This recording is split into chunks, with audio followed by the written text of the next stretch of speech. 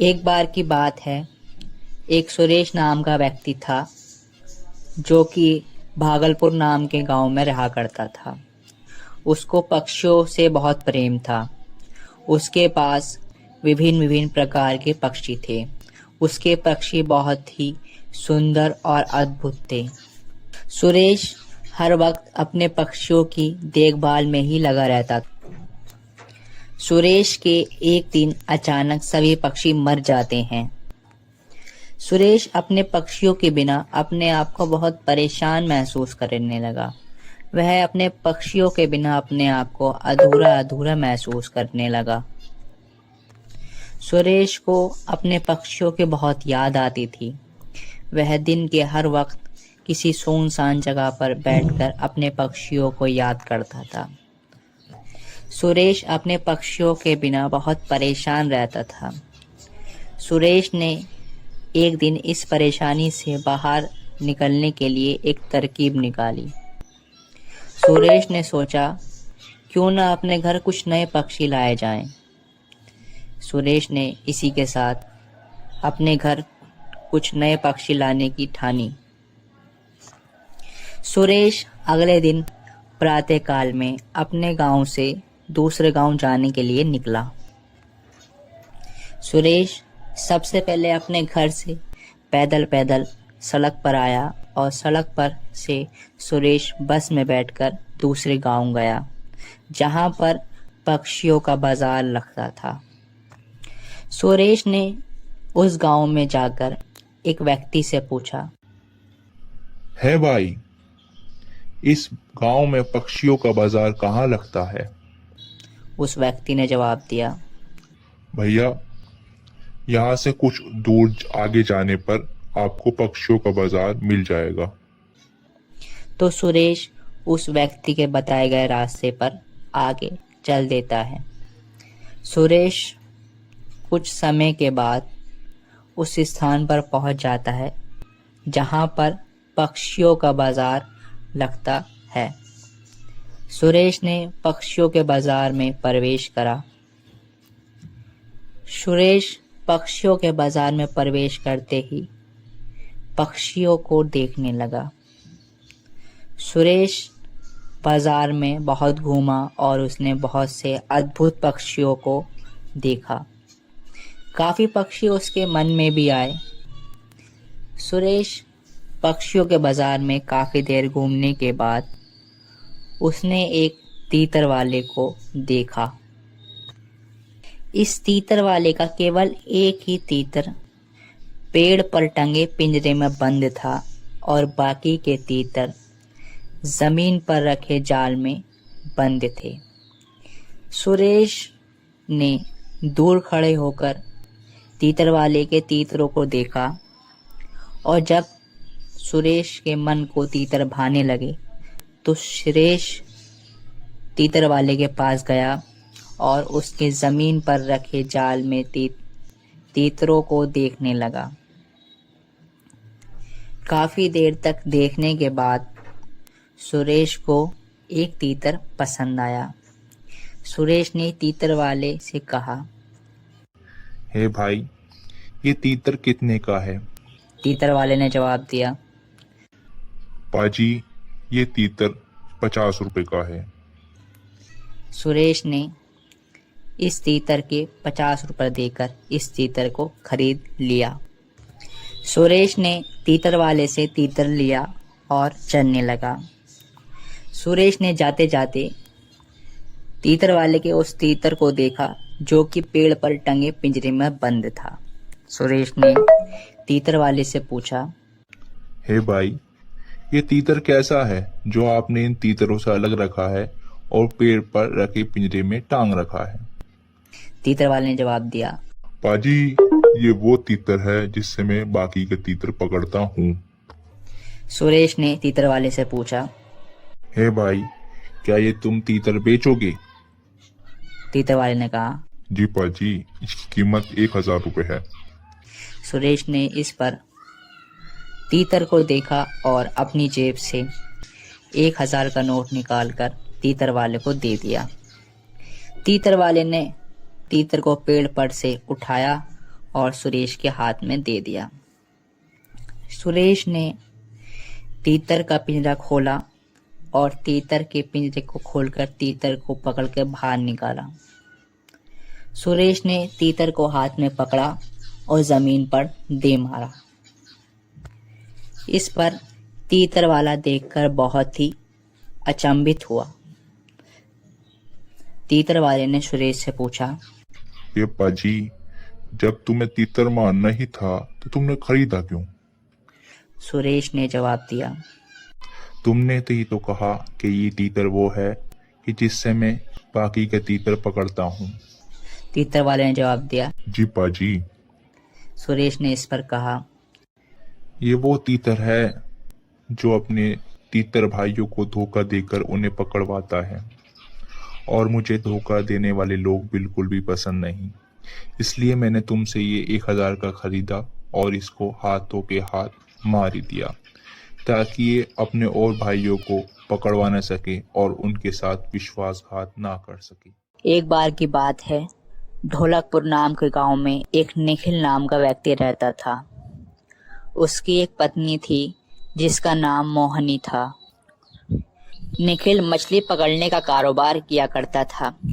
वह रोज नदी पर जाकर जाल में मछली पकड़ता और बाजार में बेचा करता था। निखिल और मोहनी दोनों बहुत लालची थे। वह दोनों दूसरों की तरक्की को देखकर जला करते थे।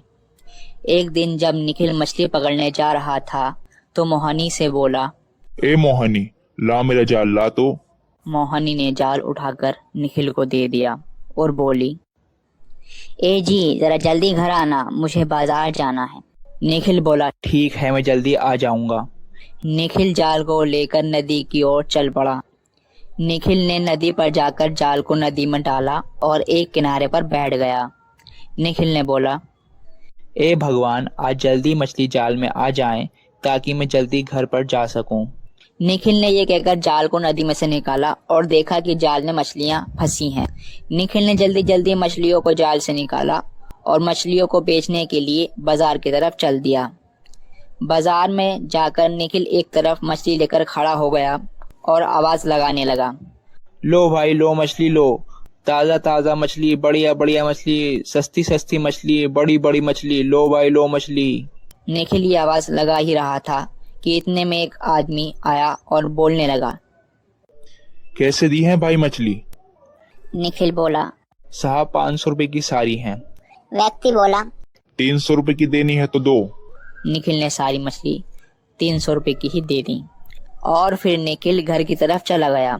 निखिल घर पर जाकर मोहनी से बोला, ले मोहनी, आज मछली बस 300 की बिकी है, और ला एक गिलास पानी ले आ।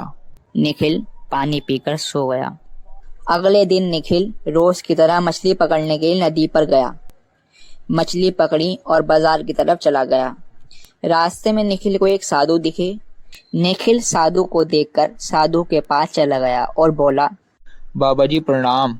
साधु ने निखिल को अपने पास बिठाया और निखिल से पूछा, ए बच्चा, तुम क्या काम करते हो? निखिल बोला, बाबा जी, मैं रोज नदी में जाकर मछली पकड़ता हूँ और बाजार में बेचता हूँ।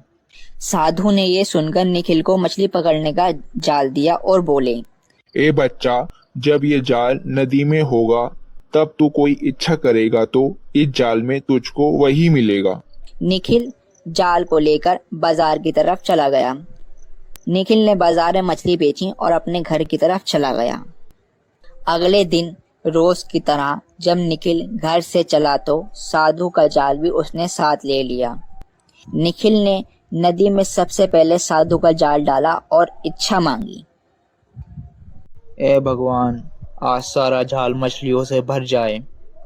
निखिल ने जाल को निकाला तो जाल में मछलियां ही मछलियां थीं।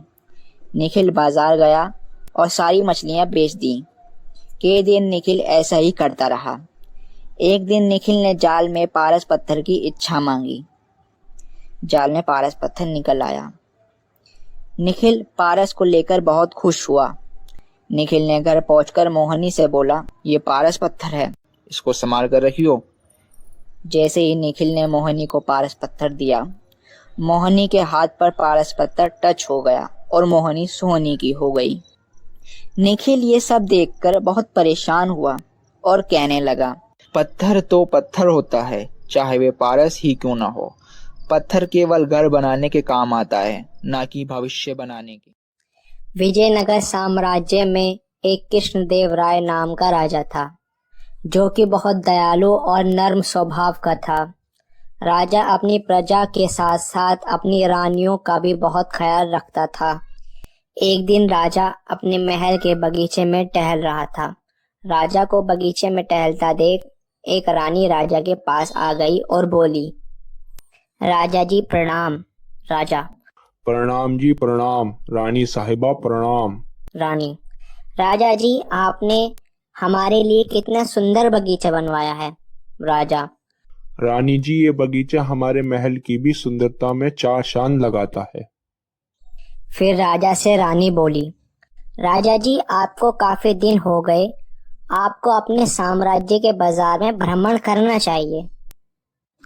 राजा ने सोचा और बोला, जरूर जरूर, हम कल ही जाएंगे भ्रमण के लिए। फिर राजा और रानी दोनों बगीचे में टहलने लगे।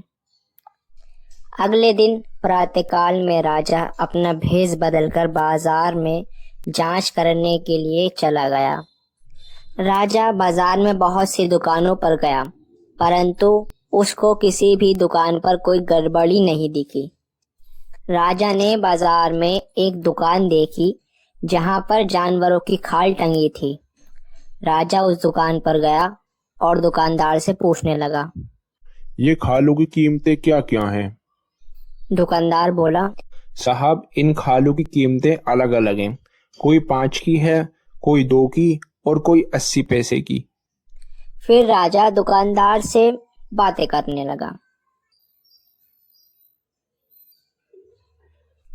जब राजा दुकानदार से बातें कर रहा था तो उसको शिकार का ख्याल आया और राजा ने शिकार पर जाने के लिए अपना मन बनाया। राजा बाजार से अपने महल आया और अपने सिपाहियों से शिकार की तैयारी करने को कहा। जाओ शिकार की तैयारी करो, हम शिकार पर जाएंगे। सिपाही तुरंत शिकार की तैयारी करने लगे। समय ज्यादा हो जाने के कारण राजा ने अगले दिन शिकार पर जाने की ठानी। अगले दिन प्रातःकाल में राजा अपने सिपाहियों के साथ जंगल में गया। जंगल में राजा ने बहुत से सुंदर सुंदर पक्षियों को देखा, लेकिन राजा को शिकार किसी जानवर का करना था तो राजा आगे बढ़ गया। राजा जंगल में जब काफी अंदर तक आ गया था तो राजा ने एक हिरन को देखा जो कि घास खा रही थी। राजा ने अपने सिपाहियों को रोका और घोड़े से उतरकर हिरन का तीर से शिकार करने लगा। हिरन ने राजा को देखा और वहां से भाग गई। राजा भी हिरन के पीछे पीछे जंगल के पेट में आ गया। अब राजा अपने सिपाहियों से पिछड़ चुका था और हिरन भी राजा की नजरों से ओझल हो गई थी। राजा हिरन को खोकर बहुत मायूस हुआ। उसको इस वक्त बहुत भूख और प्यास भी लगने लगी। राजा भोजन को प्राप्त करने के लिए इधर उधर देखने लगा। बहुत तलाश करने के बाद राजा को एक झोपड़ी दिखी। राजा उस झोपड़ी की तरफ चला गया और आवाज लगाने लगा, कोई है अंदर, कोई है अंदर। अंदर से एक बुढ़िया निकली और बोली, क्या चाहिए बेटा? मैं इस घर में अकेली रहती हूँ, क्या चाहिए तुमको? राजा उस बुढ़िया से बोला, मैं विजयनगर का राजा हूँ, मुझे भोजन चाहिए, भूखा हूँ। बुढ़िया ने राजा से कहा, अगर तू राजा भी नहीं होता तो मैं तुझको भोजन देती। बुढ़िया ने ये कहकर राजा को भोजन दिया। राजा ने भोजन करा। भोजन बहुत स्वादिष्ट था तो राजा भोजन खाकर खुश हो गया। राजा ने बुढ़िया से कहा, आप महल आइएगा, हम आपको इनाम देंगे। बुढ़िया राजा के बुलाने पर महल चली गई। जब बुढ़िया राजा के महल गई तो राजा ने उस बुढ़िया का बहुत धूमधाम के साथ स्वागत कराया और अपने दरबार में बुलाया। दरबार में राजा ने बुढ़िया को बहुत बड़ा इनाम दिया और अपने बैठी प्रजा से कहा, ये वही महिला हैं जिन्होंने जंगल में मुझे भोजन दिया और मेरी जान बचाई। अगर ये नहीं होती तो आज मैं तुम्हारे सामने नहीं होता। राजा ने उस बुढ़िया को इनाम दिया और बहुत सम्मानित किया।